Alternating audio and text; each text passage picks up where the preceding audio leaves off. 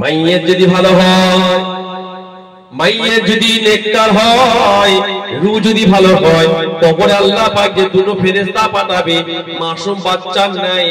মাইয়ের যদি খারাপ হয়, তাদের কবরে ফেরেশতা আল্লাহ ভয়ানক পাঠাবে। ও ভাইজান, এসে বসিয়ে দেবে, বসিয়ে দিয়েছে। ভাইজান শুধু তাই নয়, তিনটে প্রশ্ন করাবে। আমরা সবাই জানি মান রব্বুকা মা দীনুকা, আমার নবীকে প্রশ্ন করা হবে। ভাইজান, মাইয়ে যদি ভালো হয়, তার জন্য তিনটে প্রশ্ন উত্তর দেওয়াটা সহজ হয়ে যাবে। আর মাইয়ে যদি গুনাহগার হয়, বদকার হয়, শিয়াকার হয়, ফেরেশতারা প্রশ্ন করবে। দুনিয়ার জমিনে আপনি যতই মুখস্থ করেন না কেন, আমরা এখানে সবাই বসে আছি। মান রব্বুকা মানে আমরা সবাই জানি আমাদের রব হলো আল্লাহ। মা দীনুকা, তোমার দ্বীন কি? আমাদের দ্বীন হলো ইসলাম। কথা ঠিক না বেটি? মানে রব্বুকা মা দীনুকা ওমান নবিয়ুকা, তোমার নবী কে? আমাদের নবী হযরত মুহাম্মদ সাল্লাল্লাহু আলাইহি ওয়াসাল্লাম। যদি বলো সুবহানাল্লাহ। কিন্তু ভাইজান, এই প্রশ্ন তিনটের উত্তর আমরা সবাই জানি, কিন্তু মাই আপনার আমার যদি আমলে ঘাটতি থাকে, আপনি যতই মুখস্থ করেন না কেন, কবরে যাওয়ার পরে আর উত্তর দিতে পারবেন না, পারবেন না, পারবেন না। উত্তর দিতে গেলে আপনাকে নামাজের সময় নামাজটা পড়তে হবে। কবরে উত্তর দিতে গেলে আপনাকে রোজার মাস আসছে, সামনে রোজা রাখতে হবে। উত্তর দিতে গেলে মদ ছাড়তে হবে। উত্তর দিতে গেলে জুয়া ছাড়তে হবে। উত্তর দিতে গেলে গাঁজা ছাড়তে হবে। উত্তর দিতে গেলে ফ্রি ফায়ার ছাড়তে হবে। উত্তর দিতে গেলে সুদ ছাড়তে হবে। উত্তর দিতে গেলে মহিলা সমিতি ছাড়তে হবে। উত্তর দিতে গেলে আপনার আমার বন্ধনা ব্যাংক বন্ধ করতে হবে। কথা ঠিক না বেটি? গায়ের জোর দেখিয়ে হয়তো দুনিয়ায় চলবে, কিন্তু কিচ্ছু করার নাই। যা করেছে করেছে, যা করছি করছি। আসল লেটায় আমার আল্লাহ পাকের কুদরতি হাতে একটা ঝটকা দেবে। কোথায় ঢুকাবে? সাহেবুদ্দিন ভাই, কোথায় ঢুকাবে? কবরে। এনে শোনা, এক কথা বুঝতে পারছেন না? যাবেন কোথায়?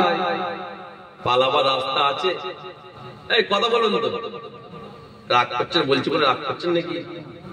খারাপ লিখছেন? আচ্ছা, কারা কারা খারাপ লিখছেন? তকবীর দেন আরের থেকে বের। ও সবাই তো খারাপ লিখছে। হ্যাঁ, খারাপ নেবেন না। আমি একটা হক কথা বলে আপনারা জানেন, আমার কথাগুলি একটাই ধরেন। কি করবো বলেন? কি করবো? কিছু করার আছে? আমি বিশ্বাস করে এই বাই ক্যামেরার সামনে বলছি, আমি হক কথা বলি বলে অনেক জায়গায় নজওয়ানা কমিয়ে দেয়। শুনছেন? হক কথা বলি বলে অনেক জায়গায় নজওয়ানা কমিয়ে দেয়।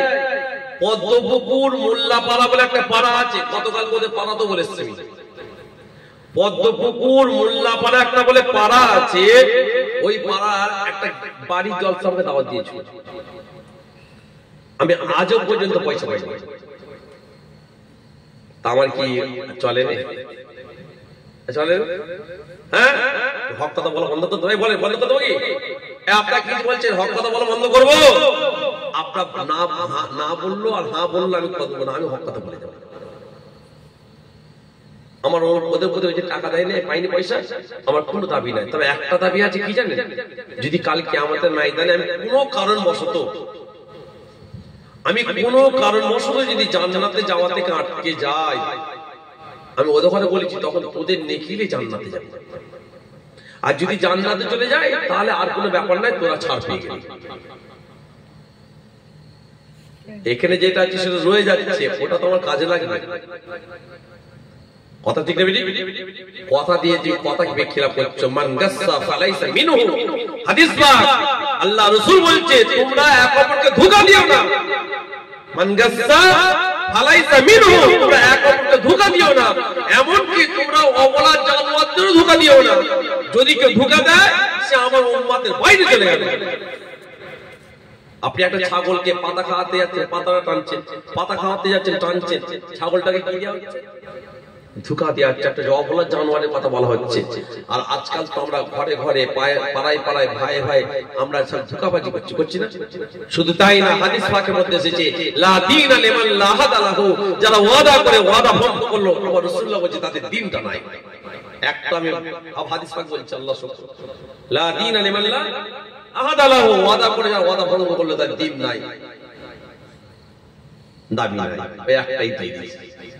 আল্লাহ আমাদের সকলকে হেফাজত করে, জোরে আমিন।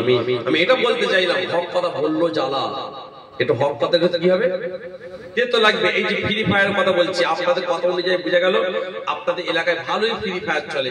এবার যারা ফ্রি ফায়ার করে তারা বলবে হয়তো গত বছর আমাকে দাওয়াত করতে যান, এরা বলবে যে মাহাতা ভাই আনলে কিন্তু আমরা চাঁদা দেবো না, কি করবো, ওরা তো ভাষা করে যাবে।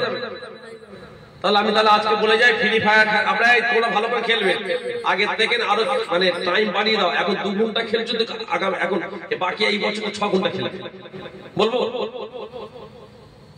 বিড়ি যারা যাচ্ছে, আমি যদি বলি বিড়ি খাও আরো বেশি করে, তাহলে আমাকে দাওয়াত করবে তারা। যারা দাঁড়িয়ে পিচ্চাপ করছে, যদি বলি দাঁড়িয়ে পিচ্চাপ করো, ভালো করে করো, তাহলে দরকার কি? পয়সা অভাব আছে নাকি?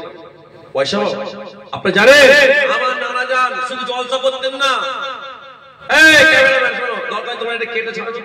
অনেকে মনে করে জলসা করা মানে বিশাল বড় খ্যাপা, জানে না আমার নানা যান আজ থেকে রাসূল ছোট হুজুর পীর কেবলা। আপনারা কেউ দেখেছেন আমার নানা যান ছোট হুজুর দেখেছেন? এই তো দেখেছেন, মাশাআল্লাহ। জমি চাষ করতো, জমি শুনছেন, জমি চাষ করতো। শুধু তাই নয়, আমার নানা যান মাথায় করে তালতলাহাট বলে একটা বাজার আছে, সবজি নিয়ে যেত। সবজি তালতলাহাটের বাজার আছে, জানি না, সবজি নিয়ে যেত বাজারে। বাজারে আরো অন্যান্য সবজি দোকানদার থাকতো, সব সবজি কিনতে আসতো অন্য অন্য দোকানদারের কাছে কিনে। আর আমার নানা যানকে সবাই চেনে, ইনি ছোট হুজুর কেবলা, ইনি আওলাদে মুজাদ্দিদ জামান, ইনি একজন আশিকে রাসূল, ইনি একজন আল্লাহ ওলি, সবাই চেনে। কিন্তু আমার নানা জানের কাছে কেউ কিনতো না, অন্যজনের কাছে ব্যাগ ভর্তি মাল কিনে চলে যাচ্ছে। আবার একজনের এসছে ব্যাগ ভর্তি মাল কিনে চলে যাচ্ছে, আর যাবার সময় হুজুরকে বলছে আসসালামু আলাইকুম, হুজুর সালাম দিয়ে কেমন আছেন, যেমন আদব করা চলে যাচ্ছে। আচ্ছা বলুন তো, ধরে নেন আপনাদের এই রামরাইগিরিতে 10টা দোকানদার, 10টা দোকানের মধ্যে 9টা দোকানে বেচা কিনা ভালো হচ্ছে, আর একটা দোকানে যদি বেচা কিনা ভালো না হয়, দোকানদারের মনটা কেমন হবে? কথা বলছেন না কেন? খারাপ হবে না? আবার যদি আপনার পরিচিত লোক আপনার দোকানে না কিনে অন্য দোকানে কেনে, তাহলে আপনার মনটা আরো কি হবে? হ্যাঁ, বেশ খারাপ হবে না? যারা অন্য দোকানে যে কিনছে, অথচ সবাই কিন্তু আমার নানা জানকে চেনে, দেখছে ও কিনছে ব্যাগ ভর্তি করে মাল কিনে নিয়ে যাচ্ছে, আমার নানা জানকে সালাম দিচ্ছে। আবার একজন এসছে, তাহলে কি আমার নানা জান মনটা খারাপ হচ্ছে কি? কেন অন্য দোকানে মাল বিক্রি হচ্ছে, আমার নানা যান ছোট হুজুরের মন খারাপ হবে না কেন? যে ছোট হুজুর পয়সার জন্য হলো যায়, আমার নানা যান পয়সার জন্য যায়নি। তবে কিসের জন্য? কিসের জন্য? আরে বাবা, আপনাদের মতো মুড়ি যদি এখনকার হুজুর দোকানে এত টাকা দেয়, আগেকার মুড়ির তো খাঁটি ছিল। হ্যাঁ, প্রয়োজনে তারা নিজের বুক চিরে দিয়ে দেবে। কেন যেত শোনেন, ওই যখন দেখছে একজন এসছে ব্যাগ ভর্তি মাল নিয়ে যাচ্ছে, আবার যখন এসছে একজন দেখছে ব্যাগ ভর্তি মাল কিনে নিয়ে যাচ্ছে, 5 জনের মধ্যে একজন হয়তো দেখছে কোন রকম একটা সবজি একটা কিছু কিনে বাড়ি বাড়ি। আমার নানা যেন ওই ব্যক্তিকে ডাকতো, কই গো এদিকে এসো, জি হুজুর এদিকে এসো, কি গো তুমি একটা সবজি কিনেছো কেন? ওরা সব ব্যাগ ভর্তি মাল কিনে নিয়ে যাচ্ছে আর তুমি একটা। হুজুর আমার পয়সা নাই। কি বলছে? এই শুনছেন কি বললো? যে আমি গরিব মানুষ, আমার পয়সা নাই। ও তোমার পয়সা নাই? ব্যাগটা খুলে, ব্যাগটা দাও, হুজুর ব্যাগটা দাও। ব্যাগটা দিয়ে হুজুর কি করছে না জান, ব্যাগে সবজি ঢুকিয়ে দিচ্ছে, ঢুকিয়ে ব্যাগ ভর্তি মাল করে আনো বাবা, যাও হুজুর পয়সা। পয়সা? আমি জুলফিকার বাজারে পয়সার জন্য আসি না, আমি এসেছি আমার পড়োশিরা কে কি অবস্থায় আছে আমি দেখতে এসেছি বাজারে। ওরা ব্যাগ ভর্তি মাল নিয়ে যাচ্ছে, ওদের পয়সা আছে, তোমার নাই, তুমি খালি হাতে যাচ্ছ। আমি জুলফিকার এসেছি তোমাদের এই ব্যাগ ভর্তি করে দেওয়ার জন্য। জোরে বলে, জোরে বলা যাবে না? যে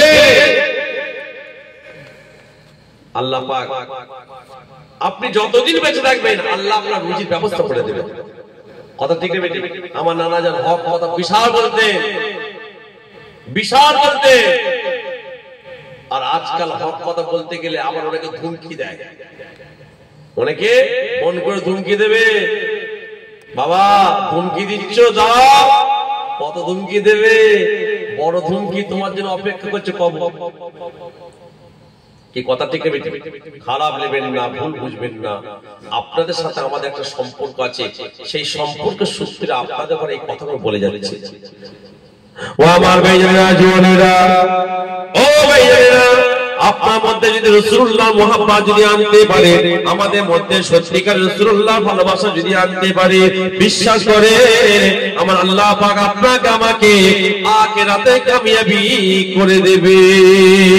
ও ভাইজানেরা, যিনি রাসূলুল্লাহকে মুহাব্বত করেছে, আমার নানা জান আশিকে রাসূল ছোট হুজুর পীর কিবলা, ওনার লাকাব ছিল আশিকে রাসূল। কথা ঠিক না বেটি?